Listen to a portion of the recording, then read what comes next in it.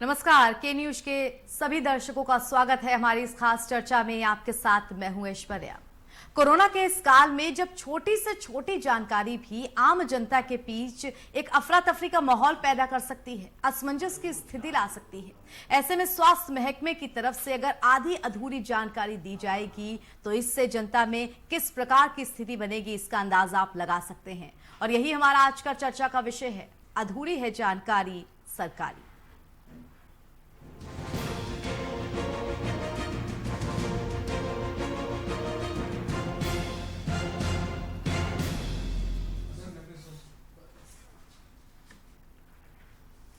आम जनता को वैसे भी टेढ़े मेढ़े दवाइयों का नाम लेने में काफी कोफ्त होती है। हाइड्रोक्लोरोक्विन, ये दवाई का नाम तो याद होगा आपको, कुछ वक्त पहले इसकी बहुत चर्चा हुई थी। और अब इसी तर्ज पर एक और नाम याद कर लीजिए, आइवर्मेक्टिन।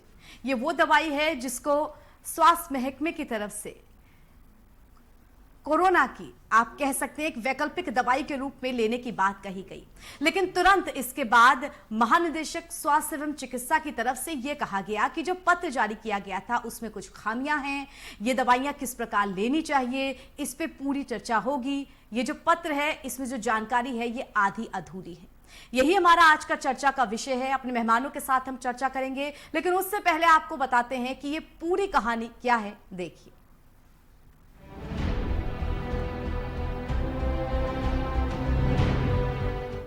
बड़ी पुरानी कहावत है, नीम हकीम खतराए जान। मतलब अधूरा ज्ञान उस जहर की पुड़िया के समान होता है जिसे खाते ही इंसान परलोक सिधार लेता है। जी हाँ, हम भी कुछ ऐसे ही अधूरे ज्ञान की आज बात करने जा रहे हैं। अधूरा ज्ञान कोई अज्ञानी या अबोध इंसान नहीं दे रहा, बल्कि उत्तर प्रदेश की राजधानी के मुख्य चिकित्सा अधिकारी है, जो अभी हाल ही में लखनऊ के एक जिम्मेदार पद पर तैनात हुए हैं। साहब का पद तो जिम्मेदारी का है, पर कार्य प्रणाली बेहद गैर जिम्मेदाराना है। ऐसा हम इसलिए कह रहे हैं क्योंकि कल लखनऊ के मुख्य चिकित्सा अधिकारी ने एक पत्र जारी कर समस्त जनमानस से आइवर्मेक्टिन के गोली खाने की सलाह दे डाली, बजाय ये सोचे समझे कि इसका क्या परिणाम हो सकता है। खैर, आप तो अपने एसी कमरे में बैठकर कुछ भी लिखकर अपील करेंगे तो आम जनता तो उसे जड़ी बूटी ही समझेगी। क्या फर्क पड़ता है अगर संक्रमण बढ़ रहा है? क्या फर्क पड़ता है अगर लोग अपनी जान गंवा रहे हैं? आप तो बस ऐसे ही आदेश जारी करते रहिए और कहिए सब कुशल मंगल है, कोई भी धीरज ना खोए। जरा सोचिए उन परिवारों के बारे में जिन्होंने अपनों को खोया है, और उनके बारे में भी जिनके अपने अस्पताल में भर्ती हैं। कोरोना काल में जब उम्मीद की जा रही है कि स्वास्थ्य महकमा युद्ध स्तर पर तैयारी रखे, तब ये गैर जिम्मेदार रवैया बताता है कि सरकारी तंत्र ही अस्वस्थ है।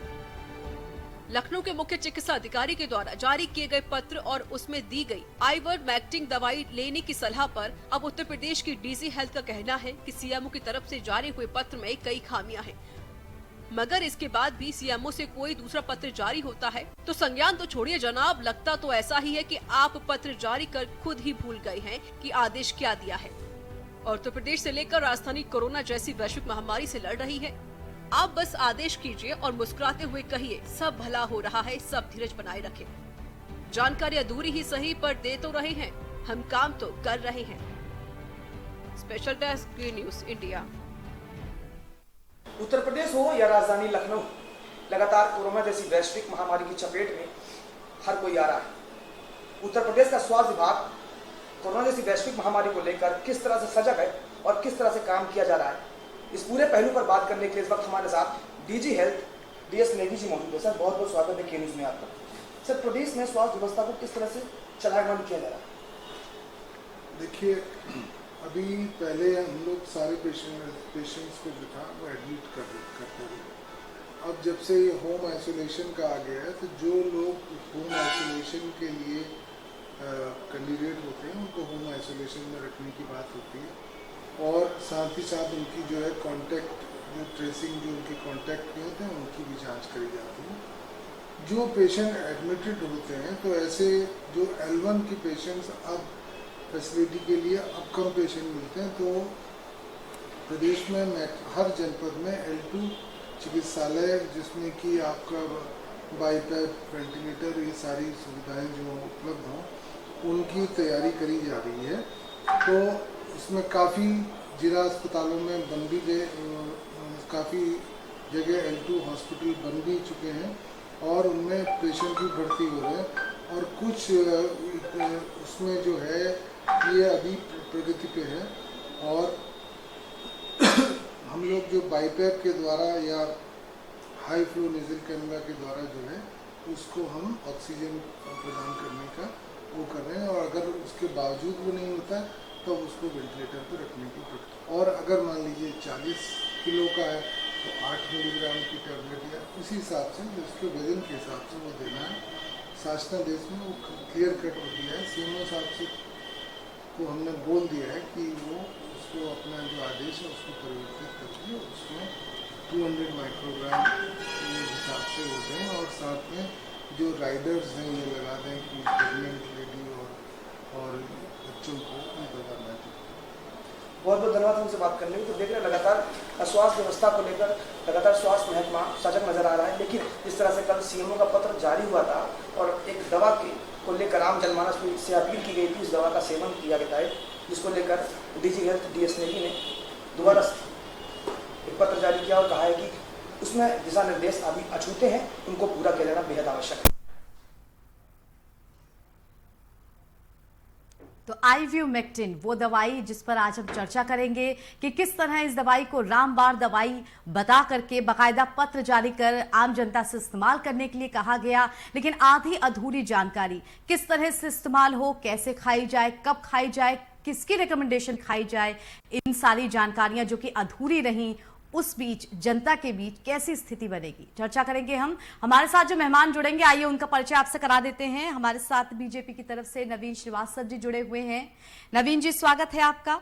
समाजवादी पार्टी की तरफ से हमारे साथ मनोज जी जुड़े हुए हैं। मनोज जी बहुत बहुत स्वागत है आपका। और साथ ही हमारे साथ AK शुक्ला सर जुड़े हुए हैं, आप एक्स CMO हैं सर, बहुत बहुत स्वागत है आपका।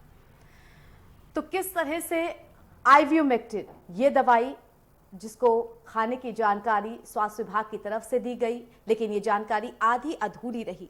अब चर्चा का मुद्दा ये है कि सरकार की तरफ से जितनी भी जानकारियां दी जाती हैं दवाइयों को लेकर के, वो बाकायदा जो तमाम मंत्रालय हैं उनका सामंजस्य उसमें बैठना चाहिए कि एक तरफ से जो दवाई है उसको खाने की बात कही गई और एक तरफ से उसको मना भी किया जा रहा है। बात करेंगे हम। सबसे पहले AK शुक्ला सर आपके पास आना चाहेंगे। आप काफ़ी लंबे समय तक स्वास्थ्य जो विभाग है उसके साथ रहे हैं। सर, जो मुख्य चिकित्सा अधिकारी हैं उनकी तरफ से बाकायदा पत्र जारी कर बोला जाता है कि जो दवाई है उसको लेना चाहिए, लेकिन तुरंत जो महानिदेशक है उनकी तरफ से कहा जाता है कि ये जो दवाई है अभी इसके बारे में जानकारियां आधी अधूरी हैं। तो क्यों ना जो जनता है वो सवाल पूछे, सवाल उठाए कि क्यों आधी अधूरी जानकारी जो है वो दी गई। देखिए, मैं कहना चाहूँगा कि जो इस तरीके के विवाद उत्पन्न होता है इसमें मुझे कहने से संकोच नहीं होगा कि कुछ कमी मीडिया की तरफ से भी होती है जी। 3-4 दिन पूर्व इस दवा के इस्तेमाल करने का शासन जारी हुआ, समाचार पत्रों में आया, मीडिया में भी दिखाया गया कि प्रमुख सचिव, अपर मुख्य सचिव स्वास्थ्य श्री अमित मोहन प्रसाद जी द्वारा निर्देश दिए गए कि दवा आइवरमेक्टिन दवा का इस्तेमाल हम कर सकते हैं। और उस दिन अखबार में खबर भी छपी थी कि जो लोग पीड़ित नहीं हैं लेकिन एक्सपोज ने काम कर रहे हैं वो एक शाम को 1 गोली ले लें जी, और 1 हफ्ते बाद फिर 1 गोली ले लें खाना खाने के 2 घंटे बाद रात में जी। और जो लोग कोरोना से पीड़ित मरीजों के इलाज में हैं वो 30 दिन बाद फिर 1 गोली ले लें जी। और इस डोजेस का शासन की ओर से खबर छपी, जो अखबारों में छपी, सभी ने पढ़ी जी। उसके बाद सीएमओ ने चिट्ठी जारी की। उसमें कोई ऐसा बड़ा अनियमितता नहीं है, उसमें कुछ दवाओं का डोजेस का हेरफेर है, वो हो सकता है। यहाँ मैं कहना चाहूँगा हमारे सीएमओ साहब अभी नए नए आए हैं, वो उच्च शिक्षित हैं, लेकिन ये प्लास्टिक सर्जन है, ये मेडिसिन से नहीं जुड़े हैं। इनको जो भी लिख के मिला होगा इन्होंने बयान जारी कर दिया जी। तो मैं उनसे बात नहीं की, मैं जान नहीं सका हूँ क्या कारण है, कन्फ्यूजन क्या कारण जी।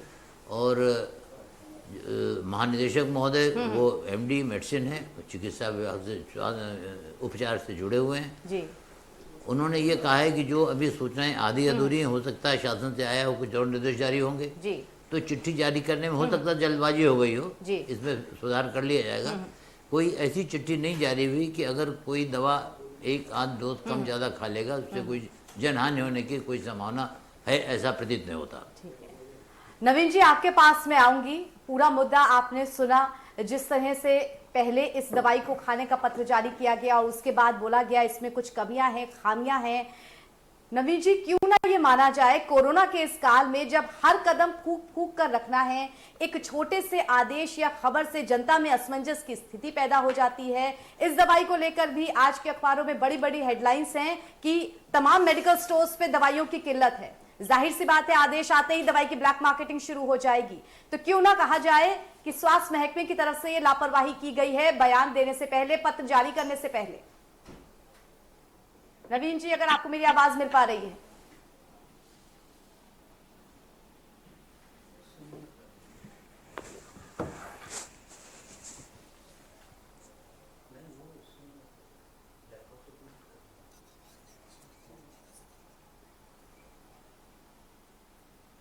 तो हम फिर से एक बार नवीन जी से संपर्क करना चाहेंगे, समझना चाहेंगे सभी स्थितियों को। मनोज जी, आपके पास हम आते हैं।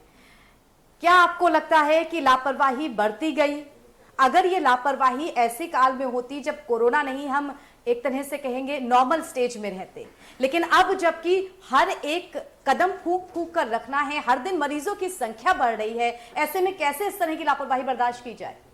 देखिए, कदम फूक फूक के सरकार रख रही है और या रखने का प्रयास कर रही है, ये सब बड़ी ऐतिहासिक बातें हो गई। अब अनलॉक 2 चल रहा है, मेरे ख्याल से सब कुछ मार्केट में है, हर कोई सारी चीजें कर रहा है, सरकार से लेके और शासन से लेके और जो जनता है सब कुछ कर रही है। तो मेरे ख्याल से फूक फूक के रखने वाली जैसी बात अब खत्म हो चुकी है। अब ये है कि अब ये कारोबार हो गया, कोरोना जो है वो कारोबार हो चुका है। ये जो विसंगति हुई है, इसको मैं विसंगति नहीं कहूंगा, ये है भ्रष्टाचार की बहुत बड़ी फलती फूलती दुकान का एक छोटा सा नमूना। जी, आप समझ सकते हैं इस वक्त कैसे कोरोना की महामारी से बचने के लिए व्यापार कितना चरम पे है। आप अगर जिस चीज का सरकार हो, वो सरकार के सीएमओ अगर किसी चीज के लिए जारी कर दें कि ये कोरोना से बचने की दवा है, तो मार्केट में दिनों दिन उसकी क्या स्थिति होती है सभी को पता है। तो पूरी तरीके से सरकार फेल हो चुकी है। और फेलियर शब्द मैं जानबूझ के इस्तेमाल कर रहा हूँ कि सरकार में कुछ पता नहीं किसको क्या करना है, बस करना है। जो जहां जिस ताकत के साथ बैठा है वो काम कर रहा है, वो सही है गलत है, उसके करने से जनता पे क्या असर पड़ेगा क्या नहीं पड़ेगा, इन सब बातों को लेकर सरकार ना तो चिंतित है और ना ही ऐसा कोई प्रयास करने की कोशिश कर रही है जिससे कि चीजों को व्यवस्थित किया जा सके। विसंगतियां इस सरकार में एक नहीं है, सेंट्रल से लेके यहाँ तक बड़ी विसंगतियां हैं। अब जैसे हमारे अभी डॉक्टर साहब ने बताया कि वो प्लास्टिक सर्जन है, ये कोई नई बात नहीं है। तो इतिहासकार को गवर्नर बना देते हैं। भारत का गवर्नर एक इतिहासकार है, जो इतिहास है हमें उसमें इनको अर्थशास्त्र की जरूरत ही नहीं है। तो ये बड़े जादूगर लोग हैं, ये किसी को कुछ भी कर सकते हैं, तो गलतफहमियां होंगी, चीजें गड़बड़ होंगी, उसकी जिम्मेदारी से भागेंगे, वहां भ्रष्टाचार जैसी चीजों को बनाने से ये नकारेंगे। लेकिन मुझे पूरी तरीके से इस बात में किसी भी हद तक मैं जाके ये बात कह सकता हूँ कि ये भ्रष्टाचार की भेंट चढ़ा हुआ आदेश। ठीक है, तो एक बार फिर से नवीन जी हम आपके पास आना चाहेंगे। जिस तरह से स्वास्थ्य विभाग की तरफ से ये लापरवाही हुई है, आप कहेंगे दवाई को लेकर के जो पत्र जारी किया गया जिसमें आधी अधूरी जानकारी दी गई, क्यों ना कहा जाए कि सरकार जो दवा कंपनियां हैं उनके साथ मिलकर के ये साजिश कर रही है।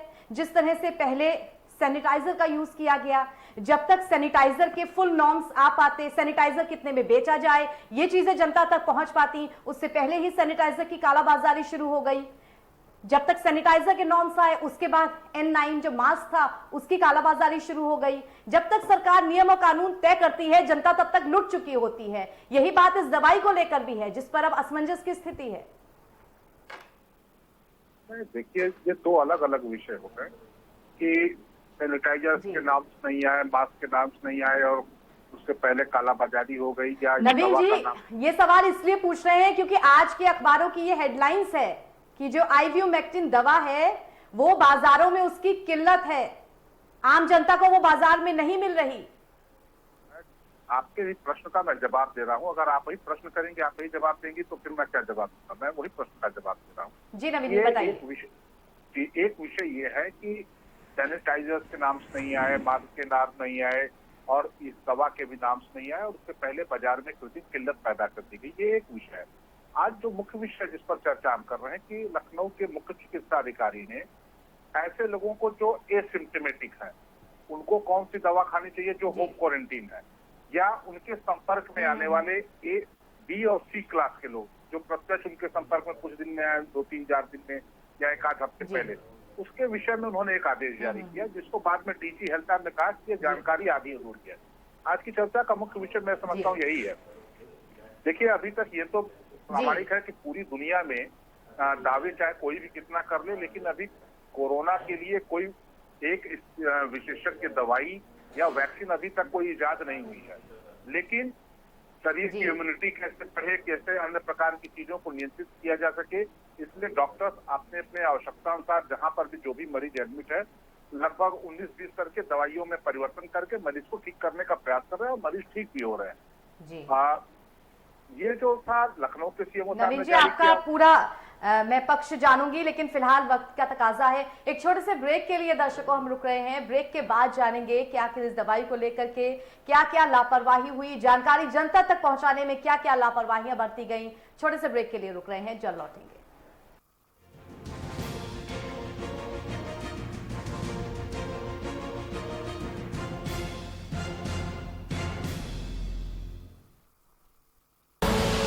आप देख रहे हैं के न्यूज, खबरों का सारथी।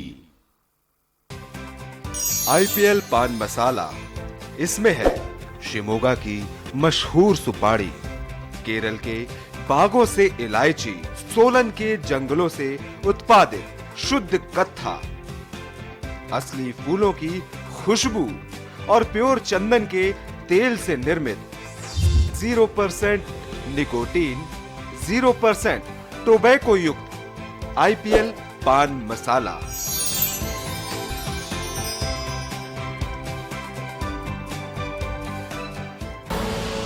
आप देख रहे हैं के न्यूज, खबरों का सारथी।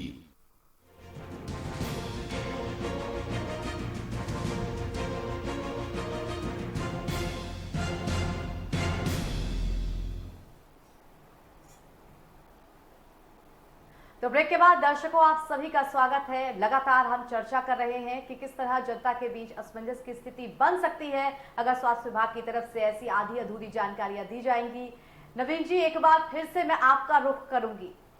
हमारा मुद्दा चर्चा का इस बात का है कि सरकार कोई भी आदेश जारी करने से पहले क्यों नहीं मार्केट सर्वे करा लेती है, क्यों नहीं ये देख लेती है कि वो दवाइयां जो हैं उनकी भरपूर सप्लाई मार्केट में मौजूद है या नहीं। क्यों आपके आदेश का क्या रिएक्शन होगा, ये पहले जांच परख करने के बाद ही आदेश क्यों नहीं जारी करती। आखिर पहले आदेश जारी कर दिए जाते हैं, असमंजस की स्थिति बनती है, तमाम परेशानियां होती हैं, उसके बाद उनमें सुधार होता है। ऐसा कब तक चलेगा? देखिए ऐश्वर्या जी, कभी भी आप देखिए, कभी किसी प्रकार की आपदा आती है तो कुछ लोग ऐसे होते हैं जो इस आपदा काल को भी अपने लिए कृत्रिम किल्लत पैदा करके व्यावसायिक लाभ लेना चाहते हैं, लेकिन सरकार इसके बारे में बहुत सचेत है। आप याद करिए, जब कोरोना का संक्रमण शुरू हुआ, सैनिटाइजर की बातें, सैनिटाइजर की कमी थी, कृत्रिम किल्लत हुई, और उत्तर प्रदेश की सरकार ने उस समय कोरोना से संकट में जब सारे उद्योग धंधे बंद थे तो उत्तर प्रदेश में शीरा मिलों को चला के शीरे से जिससे एथेनॉल मिलता है, सैनिटाइजर में सबसे ज्यादा प्रयोग एथेनॉल का होता है, हमने उसका उत्पादन बहुत बढ़ा के मार्केट में इतनी उपलब्धता करा दी कि आज उसकी दिक्कत नहीं है। मास्क की बात थी, मास्क में ये उसमें विदेशों से आते थे, N95 क्या नाम से बहुत सारी चीजें, लेकिन हमने अपने गांव में जो सेल्फ हेल्प ग्रुप हैं और MSME के सेक्टर्स हैं उसमें लाखों करोड़ों की मात्रा में जो है बना के, और भारतीय जनता पार्टी के कार्यकर्ताओं ने अपने घरों में 5-5 6 मास्क। नवीन जी, आपकी इसी बात को मैं बता दूं, जो N95 मास्क और तमाम मास्क को लेके इतनी असमंजस की स्थिति पैदा हुई कि ये मास्क 250-300 से लेके मनमाने रेट पर बेचे गए, और उसके बाद नॉर्म्स तय हो पाए कि ये मास्क कितने में बिकेंगे या इनका प्रोडक्शन चालू हुआ। तो ये जो बीच की कड़ी है, जो जोड़ना जरूरी है, जहां पर गड़बड़ियां हो जाती हैं, उसी पर सवाल उठते हैं। जी, मैं वही बताना चाह रहा हूँ। देखिए, संकट या आपदा बता के नहीं आती कि आप उसकी पहले से तैयारी कर लें। आपदा आने के बाद कितनी जल्दी आप उसकी तैयारी कर सकते हैं, वह सबसे बड़ी चीज होती है। आप याद करिए, उत्तर प्रदेश में कोरोना का पहला वक्त आप लापरवाही नहीं बरत सकते हैं किसी भी स्तर पर, और इतने बड़े स्तर पे तो बिल्कुल भी नहीं कि पहले आदेश जारी किया जाए और फिर उसमें कमियां निकाली जाएं। देखिए, लापरवाही की कोई बात नहीं है। दो चीजें हैं जो मैंने पहले ही कही। एक तो आपने कहा कि इसकी आपको पूरी तैयारी कर लेनी चाहिए थी कि दवा मार्केट में है नहीं, तब आपको आदेश जारी करना चाहिए था। देखिए, उपलब्धता एक चीज है, क्या आवश्यकता है यह एक चीज है। आवश्यकता के अनुसार अगर उपलब्धता नहीं है तो उपलब्धता बढ़ाने का प्रयास करते हैं, जो हमने लगातार किया है। उत्तर प्रदेश में 1 लाख से अधिक टेस्टिंग की, आज 1 लाख से अधिक टेस्ट हो रहे हैं। एक भी बेड की व्यवस्था नहीं थी, 1 लाख से अधिक बेड की व्यवस्था है। तो जब आवश्यकता पड़ी तो हमने उसकी उपलब्धता बढ़ाई, कृत्रिम संकट पैदा करने की कोशिश की गई, उसको भी हमने ओवरटेक किया। जो दवा सीएमओ साहब ने लिखी है वह आवश्यक है, यह एक विषय है। उपलब्धता है या नहीं है यह दूसरा विषय है। उपलब्धता कम है, लोग कृत्रिम कालाबाजारी कर रहे हैं, तो उसको हम कैसे बेहतर कर सकें, कैसे ज्यादा से ज्यादा उपलब्ध करा सकें, इस पर हमें चर्चा करनी चाहिए।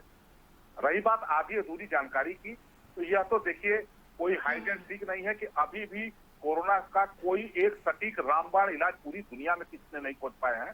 तो डॉक्टर अपने अपने अनुभव, अपने अपने तजुर्बे के हिसाब से नवीन जी, आपके जवाब में ही मेरा सवाल छुपा है। कोरोना का अभी तक कोई इलाज नहीं है, यही वजह है कि आम जनता जो कि पूरी तरह से डॉक्टर या किसी स्वास्थ्य महकमे के आदेश पर निर्भर करती है, अगर डॉक्टर कहता है मरीज को एडमिट होने की जरूरत है तो तुरंत एडमिट होती है। वहां अस्पतालों की तरफ से मनमानी फीस जो है वो ली जाती है। सरकारी अस्पताल में एडमिट होना अपने आप में कितना मशक्कत भरा काम है, और जो प्राइवेट हॉस्पिटल्स हैं वो इस समय जनता को जबरदस्त लूटते हैं। ये चीज जो रोकनी है, जनता के पक्ष में जो काम करना है, जनता को भटकाना नहीं है। ये जो आदेश है ये जनता को भटकाने जैसा है, अफरा तफरी का माहौल पैदा करने जैसा है। सुन ले, देखिए मरीजों की जहां तक दिक्कत की बात थी, जब मरीजों की संख्या कम थी, हमारे सरकारी अस्पतालों में मेडिकल कॉलेजेस बेड की उपलब्धता थी, दिक्कत नहीं। लेकिन जब संख्या बहुत बढ़ी तो निजी अस्पतालों का भी अधिग्रहण किया गया और निजी अस्पतालों की फीस निर्धारित की गई कि इससे अधिक आप फीस नहीं ले सकते हैं।